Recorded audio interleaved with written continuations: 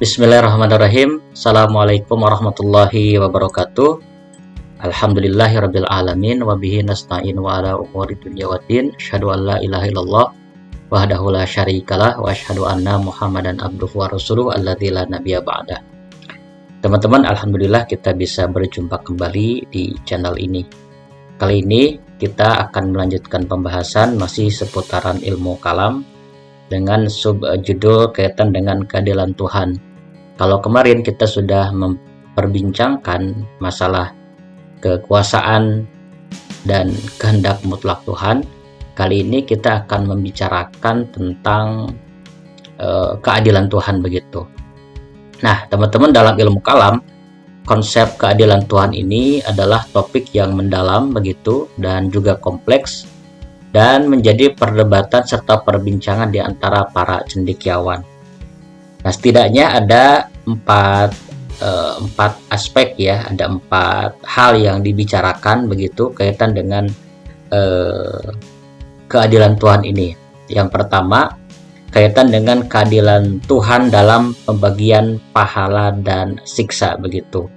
Nah, ilmu kalam membahas bagaimana Tuhan adil membagi pahala dan siksa kepada manusia sesuai dengan tindakan dan amal perbuatan mereka di dunia.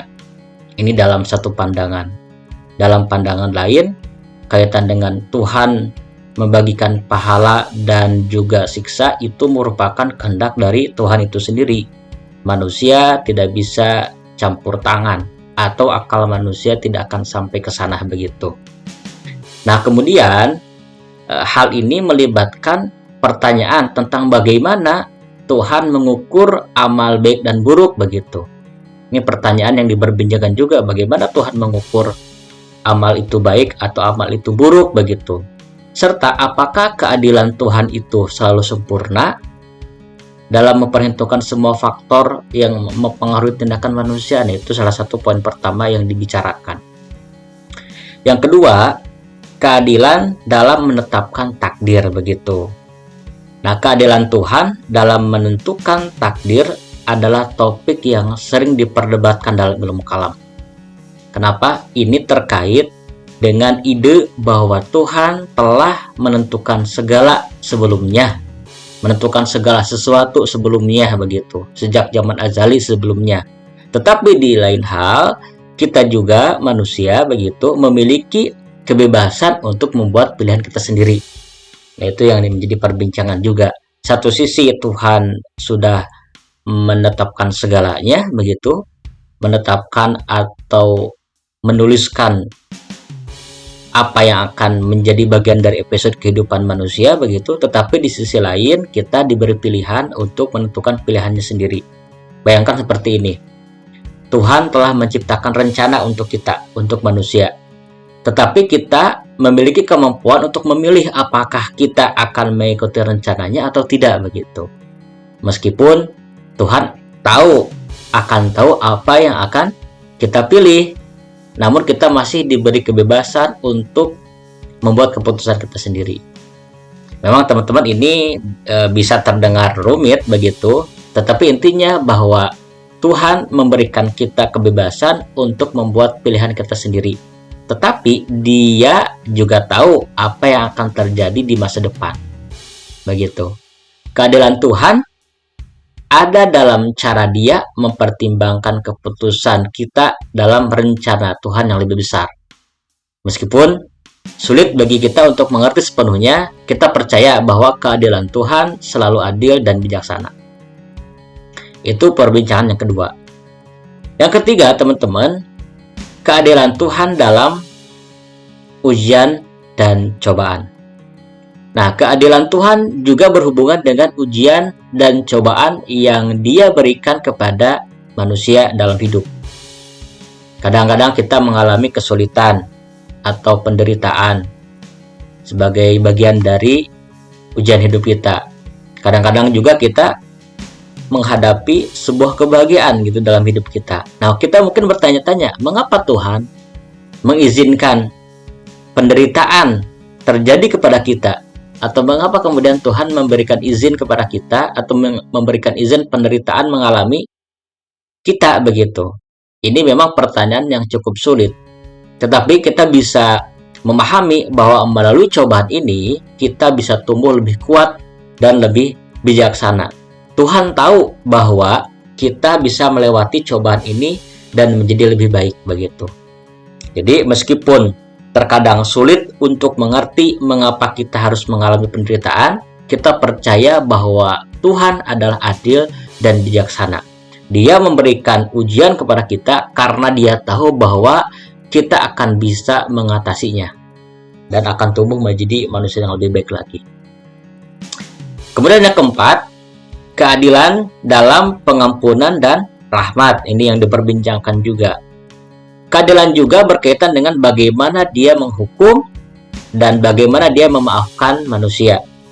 Nah, ketika manusia melakukan kesalahan atau dosa, Tuhan memiliki kekuasaan untuk menghukum kita. Namun, Tuhan juga memiliki sifat yang sangat baik, sifat Rahman Rahimnya itu. Dia selalu siap untuk memaafkan kita jika kita sungguh-sungguh menyesal atas apa yang kesalahan kita lakukan begitu. Ini seperti sebuah kisah pengampunan yang indah. Ketika kita melakukan kesalahan, kita meminta maaf kepada Tuhan dan Dia akan memaafkan kita. Itu karena kasih dan rahmat-Nya yang tidak terbatas. Rahmat Tuhan adalah seperti cahaya yang selalu menyinari, membimbing, dan selalu menjadi hal yang kita harapkan dalam kehidupan keseharian. Yaitu teman-teman 4 hal yang biasanya sering diperbincangkan kaitan dengan keadilan Tuhan itu. Nah, bagaimana teman-teman menurut kelompok aliran dalam ilmu kalam? Sebut saja misalkan yang pertama menurut Mu'tazilah. Bagaimana konsep keadilan Tuhan menurut Mu'tazilah?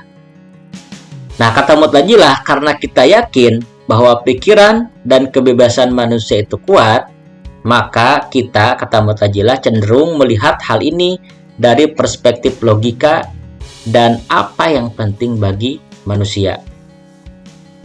Jadi maksudnya bahwa Mu'tazilah ini percaya pada kekuatan akal dan kemerdekaan manusia, kebebasan manusia. Berarti kita pikirkan bagaimana manusia bisa menggunakan pikirannya untuk membuat keputusan dan bertindak sesuai kehendaknya sendiri begitu. Bukan kehendak Tuhan, tapi atas dasar kehendaknya sendiri, kehendak manusia sendiri dengan logikanya, dengan kemampuan berpikirnya begitu. Nah, kata Mu'tazilah, kita cenderung melihat ini dari cara manusia berpikir yang masuk akal dan bagaimana keputusan yang mereka buat bisa mempengaruhi hidup mereka dan hidup orang lain. Contohnya misalkan, ketika kita memilih antara beberapa pilihan, kita menggunakan akal kita untuk memikirkan mana yang paling baik untuk kita. Kita juga bisa membuat keputusan tanpa dipaksa oleh orang lain dan tanpa intervensi oleh Tuhan. Ini memberi kita rasa kontrol atas hidup kita sendiri. Begitu kata Mu'tazilah.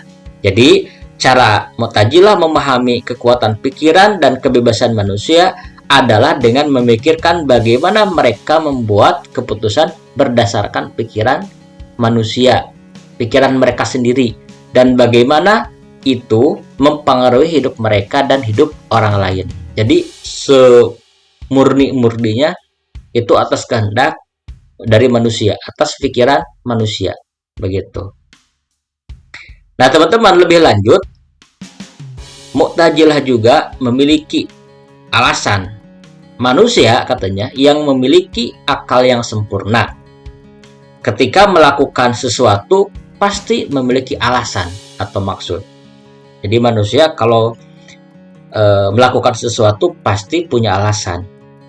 Orang seperti itu bisa melakukan sesuatu untuk kebaikan dirinya sendiri begitu atau orang lain.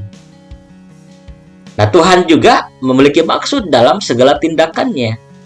Tetapi karena Tuhan Maha Suci dan tidak egois begitu, tindakan Tuhan itu bertujuan untuk kebaikan selain dirinya, tetapi untuk kebaikan makhluk lain selain Tuhan, salah satunya manusia. Jadi Tuhan itu memang punya alasan untuk melakukan sesuatu, untuk melakukan segala tindakannya menurut Mu'tazilah. Tetapi karena Tuhan itu suci dan tidak egois, Rahman Rahim, maka segala tindakannya itu bertujuan bukan untuk dirinya, tetapi untuk manusia atau untuk makhluk selain dirinya, begitu. Nah, manusia yang pintar, begitu kata Mu'tazilah, ketika melakukan sesuatu pasti ada alasannya, begitu sederhananya. Orang seperti itu bisa melakukan sesuatu untuk kebaikannya sendiri ataupun orang lain. Nah, Tuhan juga katanya punya alasan dalam segala tindakannya. Tetapi karena Tuhan itu baik dan tidak egois, lagi-lagi, maka tindakannya bertujuan untuk kebaikan makhluk lain, bukan hanya untuk dirinya sendiri, begitu kata Mu'tazilah. Nah, selanjutnya bagaimana menurut Asy'ariyah, teman-teman? Kaum Asy'ariyah, karena mereka meyakini bahwa Tuhan itu memiliki kekuasaan yang mutlak, begitu, kehendak kekuasaan yang mutlak, semutlak-mutlaknya, cenderung tentu saja berbeda pendapat dengan Mu'tazilah. Mereka tidak setuju dengan pandangan Mu'tazilah yang menyatakan bahwa Tuhan memiliki tujuan di balik setiap tindakannya, layaknya manusia gitu. Bagi mereka, tindakan Tuhan tidak didorong oleh tujuan tertentu, seperti alasan yang mendorongnya untuk melakukan sesuatu. Tidak ada alasan, tidak punya alasan Tuhan melakukan ini itu, bertindak seperti ini seperti itu. Tuhan itu tidak punya alasan. Nah, kaum Asy'ariyah percaya bahwa Tuhan sangat kuat dan bisa melakukan apapun. Nah, mereka berbeda pendapat dengan Mu'tazilah yang mengatakan bahwa Tuhan melakukan sesuatu dengan tujuan tertentu. Tidak, bagi Asy'ariyah, Tuhan melakukan sesuatu karena ada alasan tertentu yang mendorongnya. Jadi Tuhan tidak melakukan sesuatu karena punya alasan. Beda dengan pandangan Mu'tazilah.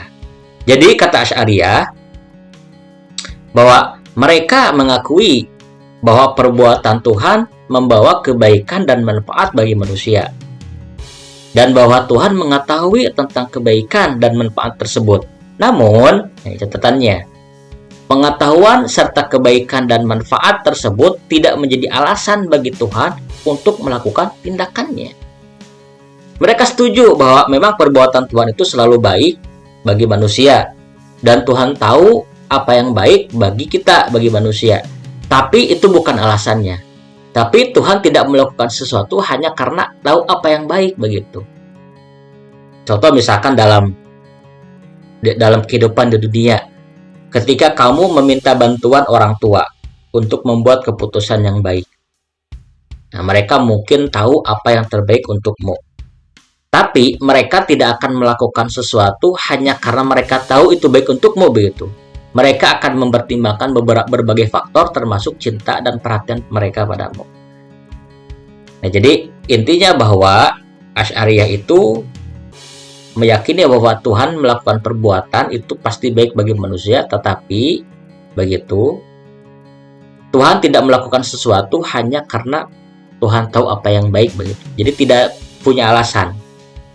Jadi menurut Asy'ariyah, Tuhan berbuat semata-mata karena kekuasaan dan kehendaknya, kehendak mutlaknya, bukan karena kepentingan manusia atau tujuan lain. Jadi Tuhan melakukan segala sesuatu karena Dia sangat kuat dan Dia ingin melakukannya. Tidak seperti kita yang melakukan sesuatu untuk memenuhi keinginan atau kebutuhan kita. Ya, Tuhan berbuat semata-mata karena Dia bisa, begitu. Bayangkan kamu memiliki kemampuan untuk membuat gambar yang indah, begitu. Ketika kamu membuat gambar, kamu melakukannya karena kamu bisa, bukan karena ada yang meminta atau untuk mendapatkan sesuatu. Nah, Tuhan juga seperti itu. Dia melakukan segala sesuatu karena kekuasaan dan kehendaknya yang besar. Itu sudut pandang Asy'ariyah. Kemudian yang ketiga ada sudut pandang Maturidiyah. Maturidiyah kan seperti yang kita ketahui ada Maturidiyah Bukhara, ada Maturidiyah Samarkand. Kalau Maturidiyah Bukhara ini memiliki sikap yang sama dengan Asy'ariyah, begitu. Salah satu tokohnya Al-Badawi. berkata bahwa alam semesta tidak diciptakan Tuhan untuk kepentingan manusia, ya karena kehendak Dia begitu. Sementara menurut Maturidiyah Samarkand, mereka lebih dekat dengan kelompok Mu'tazilah begitu, yang meyakini bahwa Tuhan itu menciptakan atau bertindak segala sesuatu karena untuk makhluk selain dirinya, untuk manusia, untuk makhluknya begitu. Nah, jadi teman-teman, keadilan menurut Mu'tazilah, keadilan terkait erat dengan memberi hak-hak seseorang, dan jika kita mengatakan Tuhan adil, itu berarti bahwa segala tindakannya adalah baik. Dia tidak pernah melakukan yang buruk, dan dia selalu memenuhi kewajibannya kepada manusia begitu. Ini menurut Mu'tazilah. Menurut Asy'ariyah, keadilan diartikan dengan menempatkan sesuatu pada tempat yang sebenarnya. Tuhan mempunyai kekuasaan mutlak terhadap makhluknya dan dapat berbuat sekehendak hatinya dalam kerajaannya. Jadi menurut paham Asy'ariyah, Tuhan bisa melakukan apapun yang Dia mau, meskipun orang mungkin menganggap itu tidak adil.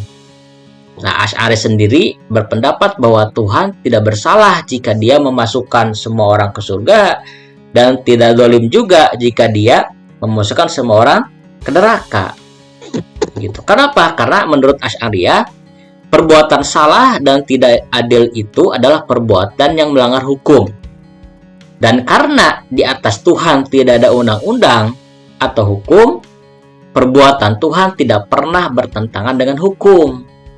Dengan demikian, Tuhan tidak bisa dikatakan tidak adil karena di atas Tuhan itu tidak ada undang-undang atau hukum. Kan biasanya kalau dikatakan salah, dikatakan tidak adil jika melanggar hukum. Sementara di atas Tuhan itu tidak ada hukum, tidak ada undang-undang. Begitu. Jadi Tuhan tidak bisa dikatakan tidak adil karena memang tidak ada hukumnya, tidak ada aturannya. Jadi itu mutlak semata-mata karena kehendaknya. Begitu menurut Asy'ariyah. Nah, kita akan coba mengelaborasi secara garis besar bahwa kesimpulan menurut Mu'tazilah. 1. Mu'tazilah menganggap keadilan Tuhan terkait pada prinsip moral yang dapat dipahami oleh akal manusia.